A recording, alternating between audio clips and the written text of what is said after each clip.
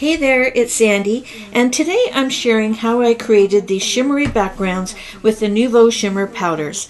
There are a variety of colors, and I'm using 3 or 4 of them today in our project. I'm using Post-it note tape to attach my paper to an acrylic sheet. You need to be able to pick this up and move the ink around for this technique. I started by spritzing my paper with water and then lightly tapping the powder over the damp surface to watch the color infuse. Spritz again to really get the crystals activated, and you can use a wet brush to add water to a specific spot too. The powders are available in 4 bold colors and 4 multicolors. You can really create some unique hues by combining them. Here I'm using Solar Flare and Blue Blitz for this example. Now that I have a good shot of color going, I'm going to pick it up and move it around and blot up some of the excess, adding water and crystals to darken the color as I go. You may see the odd white spot. That means the paper's dry. So just wet it with the brush. I'm tipping it, trying to get that lovely waterfall effect, adding more color and water until I get the colors I want. And notice I'm getting a nice green from the blend as well. Add more crystals and water until you get the darkest hue that you would like, and maybe a tad darker because watercolor paper always dries a little bit lighter.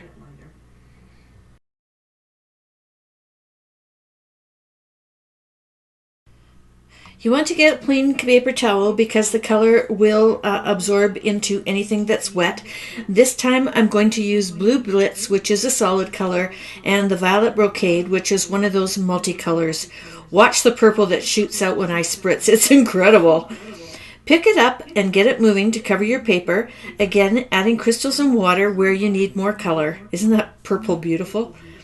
Blot off any excess, and when you're happy with the color, set it aside to dry. You can also spritz it while you're holding it on an angle if you need to get the colors moving, and you can also add more crystals and water if you need to for some additional color. When they are almost dry, you want to heat set them. They will curl up a little bit, but just heat the other side to flatten them out again.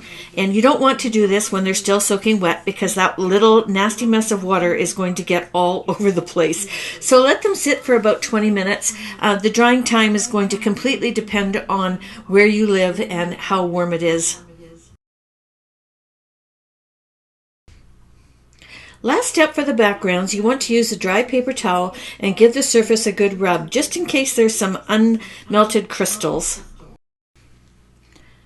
I'm going to stamp today with 2 new Woodware stamps I just received from Craft Stash. I love this company. They have access to stamps I've never seen before, and they're in the UK and they ship worldwide. These ones are amazing collage stamps, so instead of hunting through your stash looking for 20 stamps that might create a nice collage, these guys have created one all on one stamp for you, and they are just stunning. I'm using my MISTI to stamp so that I can stamp multiple times, and I'm also using the acrylic cover from the stamp set, and it helps me to audition where I want to stamp on my background piece.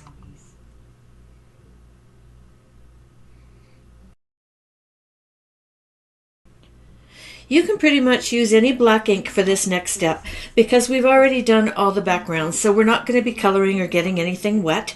I decided on VersaFine Onyx Black. It's kind of my go-to. It's nice and crisp and it dries quite quickly. And you will also see in these steps how easy it is to stamp multiple times using your MISTI because you don't always get great coverage the first time, especially on these solid image stamps. So this really helps. I'm cleaning my stamp with my Lawn Fawn chamois. I keep it in a plastic bowl on my desk and I let it dry out overnight so it doesn't get stinky. Next I'm switching to the Bird on a Branch collage stamp, also from Woodware, and again using my MISTI so I can stamp multiple times to receive great coverage. I love the colors on the background of this one. This is the blue and yellow one that we did, and truly blue and yellow does make the most beautiful green color. Look at that color in the background. And it's all the same hues, so it all blends together beautifully. And I'm inking up again with my VersaFine ink. And again, I probably have to stamp this a couple of times because of all the solid images. But there's also writing in those solid images too, so it just helps to really highlight that. Now we need to cut the background images down for our cards. I'm using my Tim Holtz Tonic guillotine cutter to do this, and I'm going to be adding a black mat behind this too. So I cut the art piece down to a 4x6. And I gave you the rest of the measurements in the free PDF download you can get on my blog for today's project. Don't forget to use a good strong adhesive for this paper. My final step is embellishments, and I'm using the Nuvo crystal drops. They have an amazing selection of colors, and you just squeeze out the size that you want and let them dry. You can get them in opaque, iridescent, and there's even a new rock series coming soon. I can't wait to see those. Look at this lime green on this card. Isn't it beautiful? It just blends together perfectly. And for the purple and turquoise, there's matching colors for those ones as well. Didn't that stamp do an amazing job on that background? I'm just in love with these cards and these stamps. So here's the selection of cards I created with the Woodware stamps from Craft Stash.